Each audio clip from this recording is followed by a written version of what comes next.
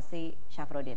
Pak, tadi kita sudah bicara banyak nih soal P3K. Sekarang saya mau tanya ini soal seleksinya. Nanti kan semua pasti akan lewat seleksi. Seleksinya ini apakah akan sesusah ketika seleksi CPNS kemarin? Tadi kita sudah mulai rapat awal, saya pimpin, Kepala BKN hadir, Ketua BPKP hadir, ya, semua hadir. Ya. Kita sudah mulai hari ini menyusun Panselnas, ya. Panselnas, ya.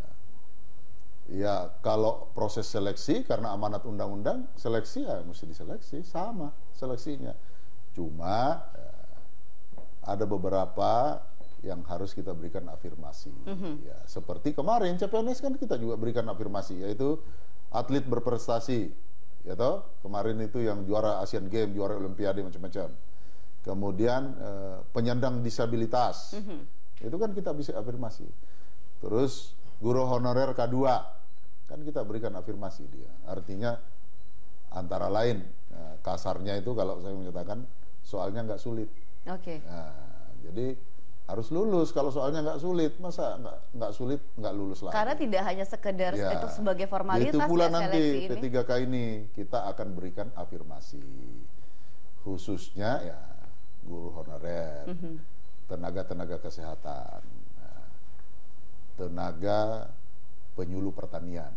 Nah, itu karena sangat kita butuhkan untuk bagian irigasi yang membuka pintu apa macam-macam lah itu, teknis-teknis. Itu harus kita berikan afirmasi. Karena itu kalau nggak ada orangnya, ya bagaimana kita mau memenuhi kebutuhan pangan kita yang selalu kurang. Oke, walaupun diberikan afirmasi, tapi bukan berarti nanti kompetensinya itu pun juga akan dipertaruhkan di sini. Disesuaikan. Kalau guru, ketentuannya di Undang-Undang Dikti itu harus S1. Jadi nggak boleh ada yang melanggar undang-undang. Ya, harus sama semua, ikut semua undang-undang. Nah, perkara nanti ada afirmasi, ya kita berikan afirmasi tentu ya. Tidak sama lah yang lulusan cum laude sama guru honorer, masa mau samakan tesnya, nggak boleh lah. Ya kita akan gampangkan lah tesnya. Passing grade-nya juga kita turunkan. Ya, sistem ranking sama dengan sistem yang kemarin. Oke. Ya. Pak, seberapa optimistis sih kalau Bapak sendiri melihat nanti penerimaan baik itu P3K ini kemudian akan bisa mengisi formasi-formasi yang tersedia, karena kita tahu khususnya soal guru honorer, guru itu tahun 2018 pensiun 52.000, tahun depan 50.000. Makanya kemarin formasi guru itu 112.000 CPNS ini. Nah, jadi insya Allah akhir tahun ini kita sudah mendapatkan guru baru 112.000 untuk menutupi guru yang tahun ini dan persiapan tahun depan. Ya. Jadi sudah kita antisipasi itu. Jadi sebenarnya tidak akan ada kekosongan, walaupun nanti hitungan real itu sesuai skema, tidak ada kekosongan. Ya, bagi Kemenpan dan jajaran ya, karena kita memang yang menangani itu. Tapi yang itu tanda kutip kementerian lembaga lain ya, harus betul-betul skema-skema ini diikuti, ya, diikuti. Kebijakan-kebijakan yang dibuat harus berkoordinasi dengan kita, jadi supaya kita bisa mengantisipasi ini semua. Ya. Kalau antisipasi terhadap kemungkinan-kemungkinan masalah, biasanya kan kalau ada penerimaan misalnya seleksi CPNS atau mungkin nanti seleksi P3K ini juga ada pihak-pihak nih yang ingin bermain curang atau apa itu. Udah mulus, udah ada contohnya CPNS. Kan nggak ada, semua ditangkapi yang mau curang-curang. Dan itu juga bisa dipastikan tahun depan. Iya, ini sama kan, pelaksananya juga sama. Pengawasnya juga sama, kita sudah MOU dengan Polri dan sebagainya, dibantu oleh Polri, dibantu oleh TNI. Nggak ada masalah. Oke. Ini kan mulus karena ini sudah ada contohnya CPNS, mulus-mulus saja. Jadi tidak ada yang bisa bermain dalam tanda kutip nakal ya di situ. Kan ditangkap. Kemarin kan ditangkap semua. Oke. Pak, kalau soal seberapa bisa kita berharap dari P3K ini adanya peluang yang dibuka oleh pemerintah tahun depan ini akan menyelesaikan persoalan tenaga honorer Indonesia, karena kalau tadi berkali-kali Bapak sampaikan juga kalau dari undang-undang itu kan harusnya sudah tidak ada lagi istilah pegawai honorer atau honorer K2. Ya, rapat kerja kemarin ya Komisi 10 dengan Kemendikbud didampingi oleh deputi saya itu sudah diverifikasi oleh Kemendikbud dan Komisi 10. Ya itu total tenaga honorer K2 dan K1 itu 592.000 ya. Kemudian yang lulus PNS, yang sudah lulus PNS sudah disertakan itu 435.000. K2 yang belum lulus itu jumlahnya 157.000. Ya. Nah, kemudian K2 yang lulus kemarin itu 108.000. Ya. K1 tanpa tes yang sudah direkrut itu macam-macam ya 326.000. Ya.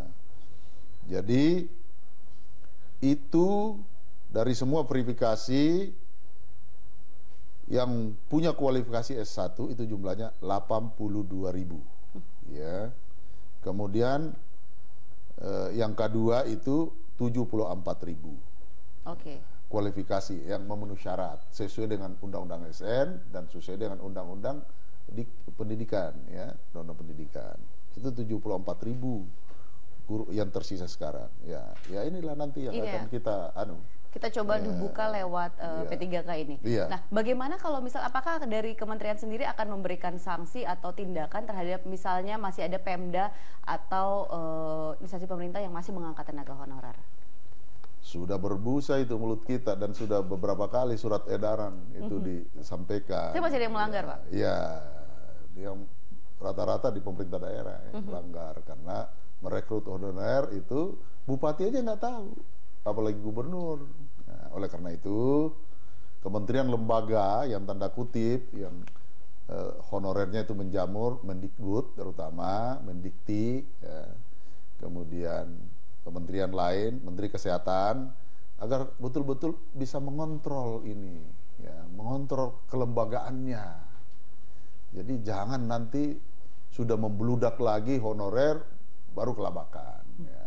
Sudah diatur, itu sudah ada aturannya semua, jadi sudah ada edarannya, ya, sudah ada keputusan menterinya, udah ada macam-macam, udah. Nah, tapi ya selalu aja ada begitu. Jadi kalau sebenarnya semua kementerian ataupun lembaga itu ikut dengan aturan yang sudah ditetapkan, harusnya semuanya aman sudah selesai. Dong. Tidak ada masalah sudah lagi selesai. Harusnya. Ini selesai barang ini. Pak, terakhir ini apa yang ingin Pak Menteri sampaikan ke publik terkait dengan seleksi P3K? Iya, insya Allah para pemirsa sekalian, di awal tahun ya itu kita akan melaksanakan seleksi P3K. Ya. Kita buka luas sebenarnya ke ruang yang profesi ya. Tapi karena waktu sangat mendesak ya, proses seleksi P3K ini akan dilaksanakan 2 tahapan ya.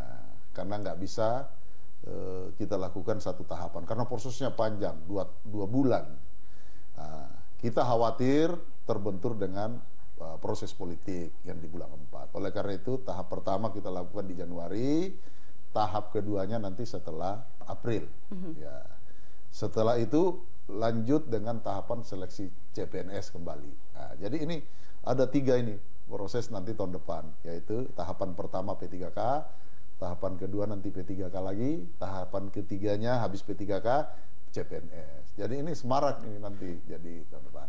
Oleh kita persiapkan diri, khususnya para saya memberikan kesempatan, kita memberikan, negara memberikan kesempatan yang luas kepada semua profesi. Ya. Secara khusus para honorer ini punya ruang, ya, karena umur tidak dibatasi, ya, karena kemarin masalahnya umur sebenarnya. Nah, kemudian negara akan memberikan afirmasi tentu kepada honorer yang sudah mengabdi dan ini datanya, database-nya sudah ada. Di kita. Jadi tolong kementerian lembaga, kemudian aparat pemerintah daerah betul-betul satu pikiran, satu bahasa menjadikan database itu menjadi acuan. Ya. Sehingga kita bisa laksanakan secepat mungkin. Insya Allah akhir Januari sudah selesai. Ya, insya Allah sudah. Kita akan memulai nanti tahapannya di minggu pertama Januari. Terima kasih Pak Menteri atas bincang-bincangnya soal P3K ini. Semoga ini bisa memberi informasi yang jelas kepada pemirsa atau mungkin masyarakat yang menantikan seleksi P3K ini. Dan pemirsa, demikian tadi 30 Minutes with Menpan RB. Saya Ami Ardini, mewakili seluruh kerabat kerja yang bertugas, mengucapkan terima kasih. Sampai jumpa.